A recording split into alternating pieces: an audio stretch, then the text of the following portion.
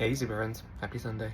Just sitting out having a cup of tea, thinking about all the set photos we saw this week from production on the pilot episode of Hulu's new version of Buffy the Vampire Slayer, possibly called New Sunnydale. If you have not seen any of the set photos, spoiler alert, I probably will put a couple of them on screen as I'm talking about this. But it's been an interesting week. So there's a bunch of photos which I believe come from a couple of different users on Reddit rather than press photos, which have shown what they have been shooting. What they have been shooting is very interesting, to say the least.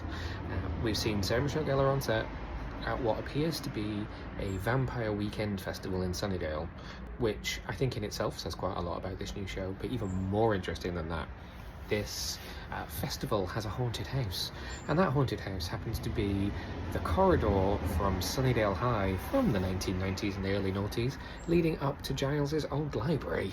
So, what do we think this tells us about this new show? I think it proves a couple of leaks have actually been really accurate. But I think what it shows us is that this show is going to make sure that the world knows some of what happened in the original TV show, which I think it kind of had to, because obviously an entire town disappeared into a sinkhole in the finale, and I think that's kind of something you sort of can't ignore. And although Buffy is a show that deals with drama and comedy, I don't think you could comedy away a whole city and just ignore the fact that it happened. So it seems pretty clear that New Sunnydale, if that is the name of the town in the show, is aware of a lot of what happened at least at the end of the Buffy show, and that something to do with the high school is still kind of legendary, so they must be aware that stuff happened there and it becomes part of this celebration.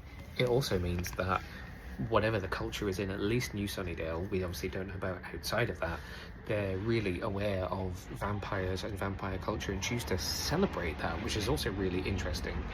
So have we embraced vampire kind since the original show? Do they now live out in the open? Who knows? We haven't actually seen any action on set yet. There's been no fights, there's been no Slayer kind of kicking ass action. Sarah Michelle Gellar just seems to be doing kind of producing work at the moment, showing actors around and talking them through what's going on. So that's really interesting. Lots of things that we could theorize from this, but it certainly seems like old Sunnydale is a legendary place in this new show, and that could have so much impact. So I'm excited to see what more we get from this.